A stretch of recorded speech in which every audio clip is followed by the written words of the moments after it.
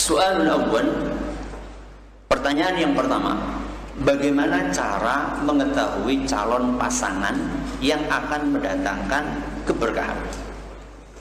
Kaifa na'rif anna al-makhtubah annaha sata'ti bil barakah idza tazawwajtuha?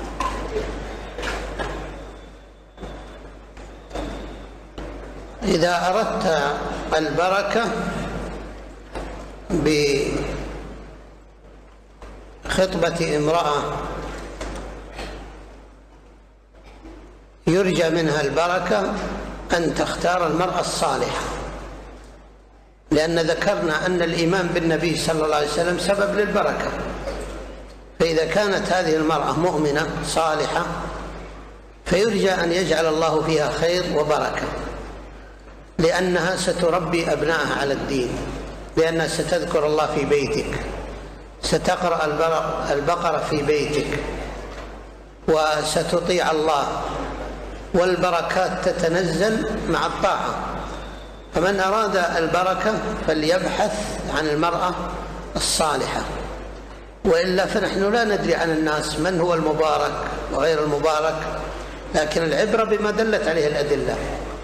فمن أطاع الله ففيه بركة، لأن الإيمان كما تقدم بالنبي صلى الله عليه وسلم من أسباب البركة، فيبحث عن المرأة الصالحة التي يرجى أن يجعل الله فيها خير وبركة وذرية صالحة. Beliau menjawab, caranya adalah dengan mencari wanita yang solehah, karena wanita yang solehah berarti beriman kepada Allah. Dan iman kepada Allah adalah salah satu sebab keberkahan. Wanita yang salehah itu akan mendidik anaknya sesuai dengan aturan agama. Wanita yang salehah itu akan rajin baca surat Al-Baqarah di rumah. Wanita yang salehah itu akan nurut sama suaminya. Maka itulah caranya kita mendapatkan keberkahan dari calon pasangan kita. Walaupun kita nggak tahu secara detil person per person yang diberkahi Allah itu siapa, kita tidak tahu secara detail, nggak tahu. Ala wajib ta'yin, secara khusus itu kita nggak tahu. Makanya ya kita dengan dalil yang umum aja, siapa yang beriman mudah-mudahan akan mendatangkan sebab keberkahan.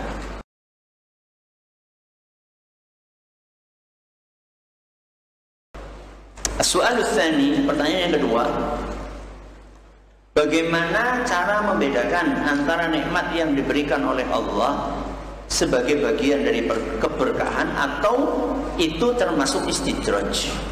Kaifa na'rif wa nufarriq an-ni'am allati an'amaha Allahu 'alaina annaha minal barakah atau annaha minal istidraj? ما أعان على الطاعة فهو من البركة، وما أعان على المعاصي والغفلة فهذا استدراج.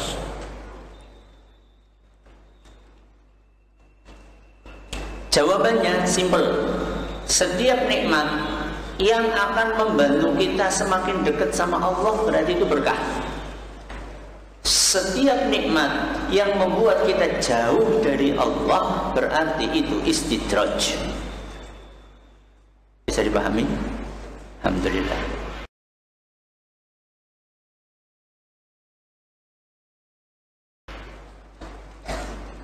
As-su'al ats-tsani. Pertanyaan dari as-su'al ats-tsani.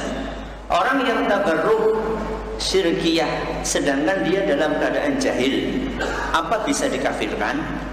Man waqa'a fit tabarruk syirki wa huwa jahil, hal yukaffar? لا، من كان جاهلا بشيء من أحكام الدين فإنه لا يؤاخذ بجهله، ولكن عليه إذا عرف العلم أن يتوب إلى الله مما حصل منه ويرجى له المغفرة إذا استغفر الله وتاب إليه. قال الله عز وجل: قل يا عبادي الذين أسرفوا على أنفسهم لا تقنطوا من رحمة الله إن الله يغفر الذنوب جميعا. فمن استغفر وتاب تاب الله عليه. الله عز وجل يقول: قل للذين كفروا إن ينتهوا يغفر لهم ما قد سلف. فإذا انتهى الإنسان عن أفعال الشرك وأعمال الشرك وتاب تاب الله عليه. وإذا كان يفعلها بجهل فإنه لا يؤاخذ بذلك، ولكن أيضا يجب عليه التوبة والندم والإقلاع عن ذلك، ولا يؤاخذ إن شاء الله بما مضى في حال الجهل. والله أعلم. Jawaban dari beliau, barang siapa yang tidak tahu bahwa itu tabarruk syirik, tidak tahu, maka dia tidak dihukum dan tidak boleh dijatuhi vonis kafir. Kenapa? Karena dia tidak tahu dan dia mendapatkan uzur atas ketidaktahuannya. Tapi begitu dia tahu bahwa itu syirik, dia harus tinggalkan dan harus bertaubat kepada Allah, memperbanyak istighfar kepada Allah. Mudah-mudahan orang yang seperti itu taubatnya diterima sama Allah Azza wa Jalla.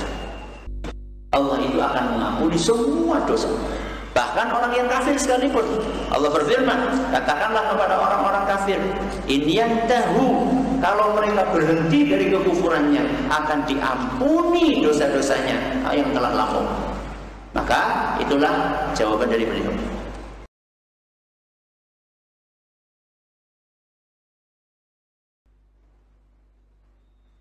Soal ladzi yali, pertanyaan berikutnya berkaitan dengan larangan menyisakan makanan karena tidak tahu di mana terdapat berkah. Pertanyaannya, ini termasuk jenis berkah yang mana? Hadis, fa inna akhirat ta'ami fihi barakah. Fa inna akhirat ta'am fihi barakah. Hadha al-hadis min ayyi naw'in min anwa'il barakah allati dzakartumuh? نعم، هذا في البركة في الطعام، وقد جاء في الحديث فإن أوسط الإناء فيه بركة، ولهذا نهي أن يبدأ بالأكل من وسط الإناء وإنما يؤكل من أطرافه. وأيضا ورد أن في آخر الطعام بركة، وأن الصحن والإناء يستغفر للاحقه. فهذا فيه بيان أن الطعام باعتبار أقسامه ووضعه في الصحن أو الإناء أن في بعض أجزاء منه بركة، وهذا دليل على رحمة الله بهذه الأمة إن جعل في طعامها بركة. وقد جاء في الحديث طعام الاثنين يكفي الثلاثة، فإذا جاد المسلمون وأنفقوا ومن كان فقيرا وجاء لاثنين معهما طعام يكفيان الاثنين فإنه يكفي الثلاثة، ودليل أن الله يبارك الطعام بمشاركة الفقراء لأهل الطعام. فهناك أنواع كثيرة من البركة دلت عليها الأدلة، منها ما جاء في هذا الباب. والله أعلم. Itu termasuk jenis keberkahan makanan. Dan ini bagian dari bentuk rahmat Allah untuk umat manusia. Jadi dalam beberapa hadis disebutkan bahwa Allah menurunkan keberkahan di tengahnya makanan. Jadi kalau ada piring, ya itu di mananya? Di tengahnya. Ya, bukan di tengahnya terus yang dipikir diambil, dibuang-buang. Kenapa? Karena ada hadis lain yang menyebutkan bahwa makanan yang terakhir jangan dibiarin, karena yang terakhir itu mendatangkan apa? Keberkahan. Contoh yang lain, Rasul SAW mengatakan makanan buat 2 orang ya cukup untuk dikonsumsi oleh 3 orang atau oleh 4 orang. Ini motivasi bagi kita untuk berbagi. Jadi jangan kita makan sendiri, orang-orang miskin kelaparan. Kalau kita berbagi dengan orang yang membutuhkan, maka makanan yang kita konsumsi akan diberkahi oleh Allah sehingga cukup untuk dikonsumsi oleh orang yang berjumlah lebih banyak dibandingkan yang tersedia makanan tersebut di hadapan kita. قبل هذا دلالة على أن البركة وسط الطعام. جاء في الحديث: البركة تنزل وسط الطعام، فكلوا من حافتيه ولا تأكلوا من وسطه. رواه أبو داود والترمذي وصححه الألباني. وفي رواية: إذا أكل أحدكم طعاما فلا يأكل من أعلى الصحفة ولكن يأكل من أسفلها، فإن البركة تنزل من أعلاها. والحكمة من ذلك والله أعلم أن الناس إذا اجتمعوا على الطعام جعل الله في وسطه بركة، فلا تزال البركة في وسط الطعام، وكل من جاء سيأكل سيجد وسط الطعام الذي يؤكل من أطرافه فيبارك الله فيه. ولكن إذا أكل وسطه ذهبت بركة الطعام، وهذا من آداب الطعام ومن آداب الأكل. Ada tambahan tadi tentang makan dari tengah, ya. Makan dari tengah. Ada hadis Nabi SAW yang diriwayatkan oleh Abu Dawud, Tirmidzi dan dinyatakan sahih oleh Syekh Al-Albani. Rasulullah SAW mengatakan, al-barakatu tanzilu wasatat ta'am. Keberkahan itu diturunkan di tengah-tengah makanan. Maka makanlah dari pinggir. Makanlah dari pinggir, bukan dari mana? Tengah. Dalam riwayat yang lain mengatakan jangan makan dari tengah. Jangan makan dari tengah, makanlah dari pinggir. Apa hikmahnya? Wallahu a'lam. Hikmahnya adalah karena mereka biasanya makan bareng-bareng. Kalau misalnya mereka makan bareng-bareng terus langsung ada yang ambil di tengahnya, maka keberkahannya langsung habis, diambil sama orang itu saja. Tapi kalau makan bareng-bareng itu semuanya mulai dari pinggir, maka keberkahannya tetap ada di situ, sehingga semuanya dapat apa? Keberkahan dari Allah Azza wa Jalla. Nah,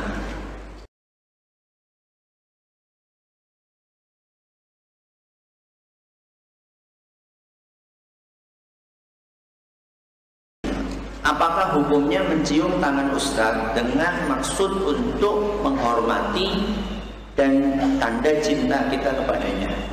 Hal yajuzu takbilu yadi al-muallimi awil ustaz idharan lil ihtirami wal mahabbah.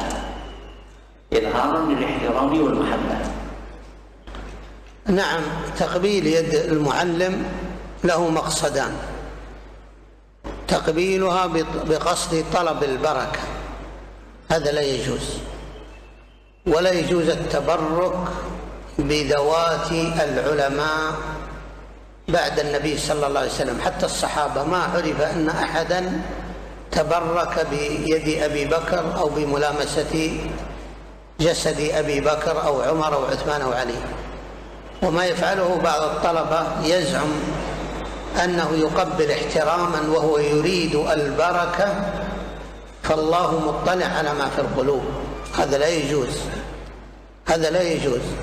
وأما تقبيل يد المعلم والوالد والكبير من أجل الاحترام فإنه لا بأس به، لكن قال العلماء إذا كان يصحب هذا ركوع ينحني كهيئة الراكع فلا ينبغي، يكره.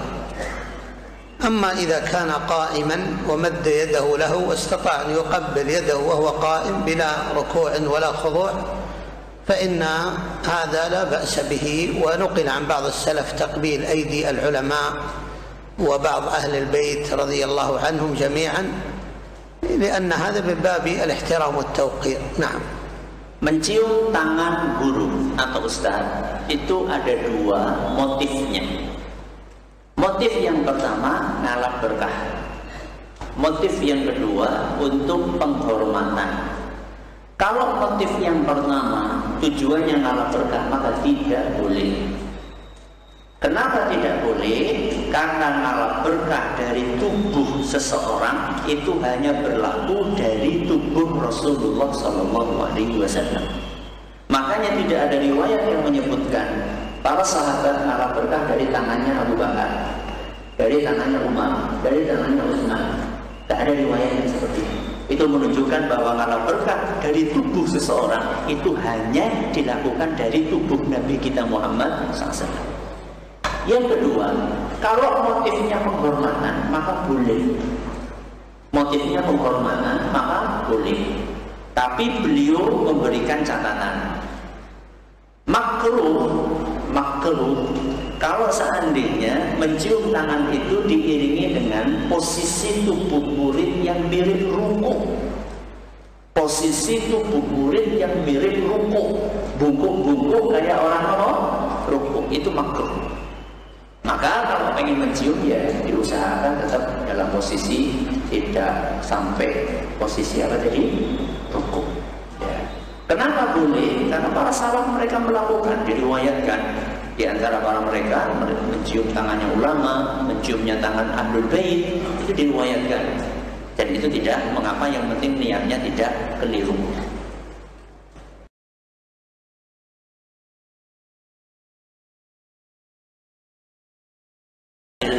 Ada yang bertanya, bagaimana hukumnya mengucapkan tabarakallah ketika memuji atau kagum dengan sesuatu? Ma hukmu qawli tabarakallah idza ra'a syai'an yu'jibuhu? نعم هذا مشروع. لما رأى النبي صلى الله عليه وسلم من نظر لأخيه وأضره قال هلا بركت، يعني أن يقول تبارك الله ما شاء الله تبارك الله. فهذا مشروع عندما ما ينظر الإنسان إلى شيء إذا أعجبه حتى لا يصيبه بالعين. نعم. Jawabannya disyariatkan, boleh, bahkan disyariatkan. Dalilnya Rasulullah SAW ketika menegur seorang sahabat yang memuji sahabat yang lain karena indahnya atau bagusnya kulit sahabat yang dipuji itu sampai akhirnya pingsan atau kena air, Nabi SAW katakan, kenapa halla baraktahu? Kenapa engkau tidak mendoakan keberkahan? Harusnya kalau melihat seperti itu mendoakan apa? Keberkahan. Masya Allah, tabarakallah atau tabarakallah, supaya tidak terkena ain.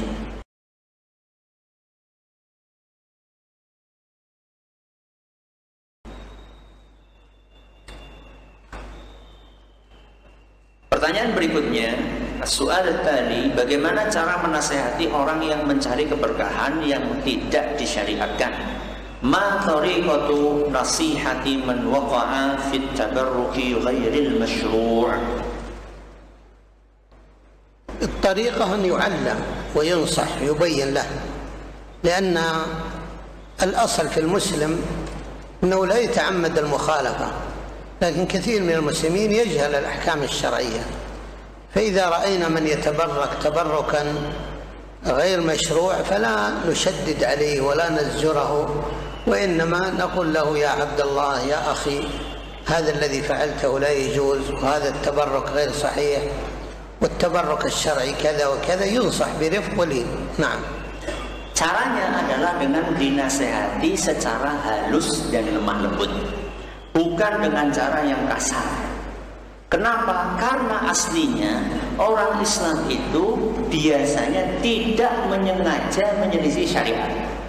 Aslinya Muslim itu melakukan sesuatu, niatnya itu bukan untuk menyelisih syariat. Jadi kalau perbuatan yang menyelisih syariat, kemungkinan besar karena ketidaktahuannya. Orang tidak tahu itu bukan dikasih, bukan dikasari. Orang tidak tahu itu dinasehati, ditegur dengan cara yang halus. Saudaraku, ini tidak dicontohkan oleh Rasul SAW, yang sesuai dengan tuntunan Rasul yang seperti ini, dengan kelembutan. Mudah-mudahan diberi hidayah oleh Allah Subhanahu wa Ta'ala.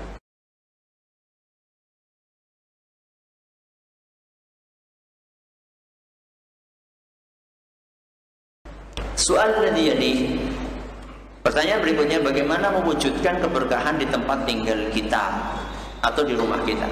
Kaifa ma hiya al-asbab allati taj'al baitana mubarakah atau baitana mubarakan? التعاون على الخير فيه بركة، وكذلك الصدقة فإن الصدقة تبارك المال، فإذا أعطيت أخاك بارك الله في مالك، إذا نصحته بارك الله في علمك، إذا أعنت المسلم على الخير بارك الله لك في علمك، وهكذا. فإذا تعاون المؤمنون على الخير وتناصحوا وبذلوا أسباب التناصح والتعاون على الخير جعل الله فيهم بركة وخير، لأن البركة هو الخير، ينتفع بعضنا من بعض، هذا ينصح وهذا منصوح، وهذا ينتفع وهذا يعطي أخاه وهذا ينصحه، فتحصل البركة في هذا المجتمع بالتناصح فيما بينهم وبالأمر بالمعروف والنهي عن المنكر والتعاون على دين الله عز وجل. Agar rumah-rumah kita diberkahi oleh Allah, hendaklah kita saling tolong menolong dalam kebaikan. Karena saling tolong menolong dalam kebaikan itu adalah termasuk bentuk keimanan, dan keimanan itu akan mendatangkan keberkahan. Termasuk juga yang akan mendatangkan keberkahan dalam rumah-rumah kita adalah banyak-banyak bersedekah, banyak-banyak membantu orang lain dengan harta kita, dengan ilmu kita, dengan fisik kita, dengan bantuan kita, dengan amar ma'ruf nahi mungkar, saling menasihati. Ini adalah kebaikan-kebaikan yang insya Allah akan mendatangkan keberkahan dalam rumah-rumah kita.